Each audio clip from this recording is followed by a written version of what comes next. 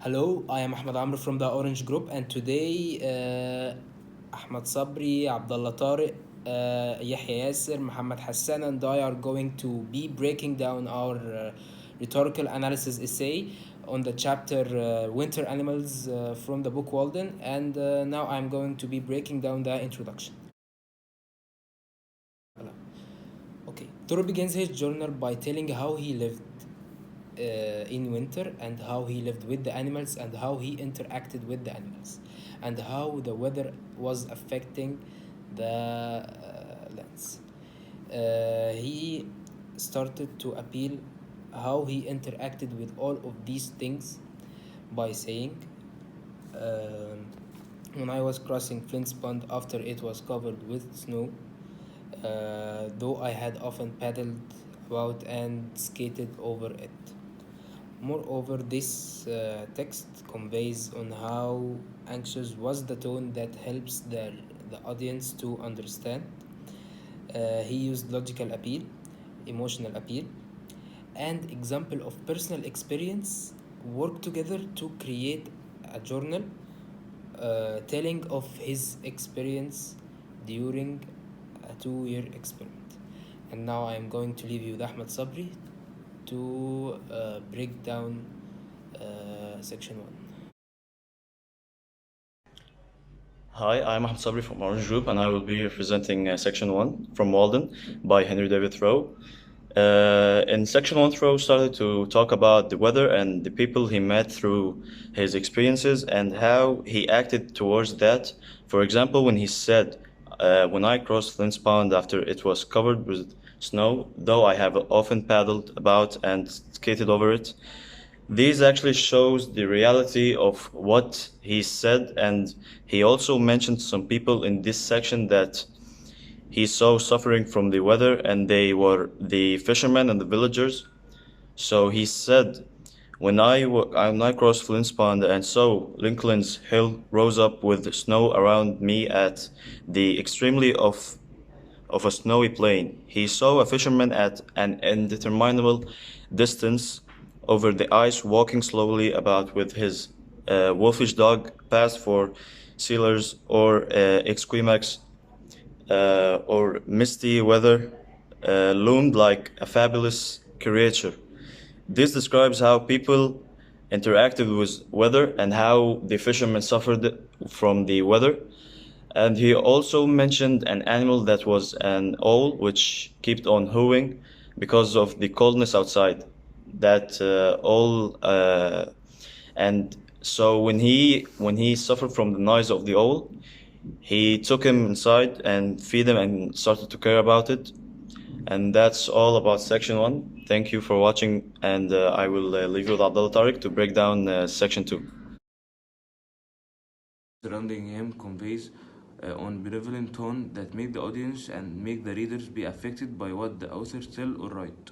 He started telling us that he liked these animals and they affected him very much, and he started giving us an example, like the red squirrels used to wake up him every day because of their noise. Previously in his journal told us about his interaction about animals and how he was affected by the surroundings. He obviously appeals to the audience how the winter animals playing an important role in his life and how easily he interacts with them every day, like the red squirrels, which we must learn from him in order to make the audience or the readers get as affected to what he write at the audience, like the man who met or the hunters which he get affected by them. Learned from the experiences in his life from them. Also, he describes what the author write as he affected by the environment surrounding him conveys on benevolent tone that make the audience and make the readers be affected by what the author tell or write.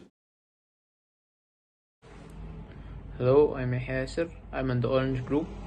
I'm gonna be talking about my part of the essay, which is section 3, where Thoreau talks about his interaction with the animals and how they affected him.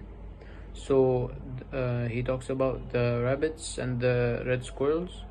The red squirrels would usually wake him up in the dawn, and how they would be going up and down on the sides of his house, and they would be coursing above his roof. Then he explains about how the red squirrel would start running in a wonderful speed and waste of energy as if he was competing in a wager. And then after some time, the squirrel would suddenly pause in a way as if all the eyes of the universe were eyed on him. He continues to talk about the winter animals and how they affected his food and surroundings and made him not feel lonely. And after some time, he meets an old hunter who bathed in Walden. The hunter also affected him by, I would say, teaching him how to hunt. Further on, he would just explain about his interaction with the winter animals and how they affected him and what they did in the forest and what he saw. All this was to entertain his audience, who are the readers. After me will be Ahmad Amr. He will be explaining his part, which is section 4.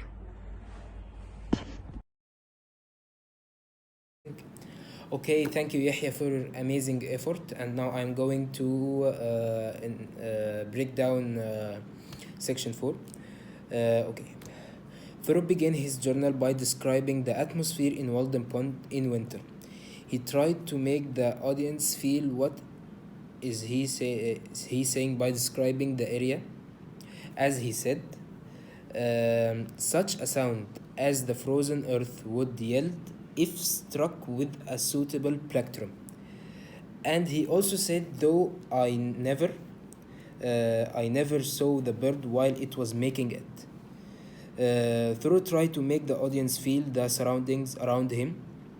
He used an unpatriotic tone that implies the asker to feel what happened around him. He continued describing the atmosphere in Walden Pond in winter and how he felt. Okay. As he said, I also hear the whooping of the ice in the pond. This figurative language and personification make the audience feel the surrounding and imagine that they are there. He moved on appealing the emotions of the audience by implying that the nature of mankind is to be brute. He suggests that when he said, may there not be a civilization going on among brutes as well as men. This figurative language and personification conveyed an admiring tone that shows the askers what is the true nature of a man. And now I'm going to leave you with Muhammad Hassan to break down section 5. Hello there, I'm Mohammed Hassan from the Orange Group. I'm going to talk about section 5 from Walden. So, at first, I'm going to talk about how Henry David Thoreau was affected by the winter generally, as he was affected by the weather, the animals, and he was affected by all his surroundings. So, the winter animals, which are there, red squirrels, owl geese, foxes and rabbits, and there's some another winter animals. So at first we are going to talk about the red squirrels, which they affected Henry David Thoreau by waking up him early every day by their noise. And we are going to talk about the sounds of the winter animals which affected Henry David Thoreau.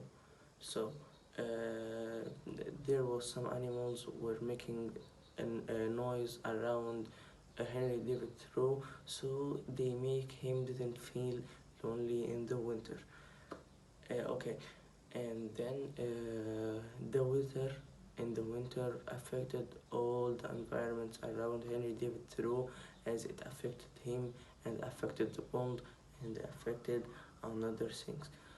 And then Henry David Thoreau talked about how he interacts with the winter and how he was didn't feel lonely in the winter, and how he was happy, and how he was communicating with the other, as the old man who passed in Walden, or the hunter who passed in Walden, and another things.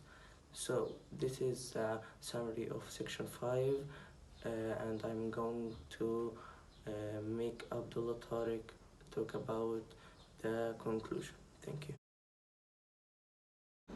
Conclusion. In final analysis, it's clear that Thoreau wanted to clarify what animal did he encounter there. In addition, the main rhetorical strategy he used was pathos and personification. Thank you for watching our video, The Orange Group. Bye.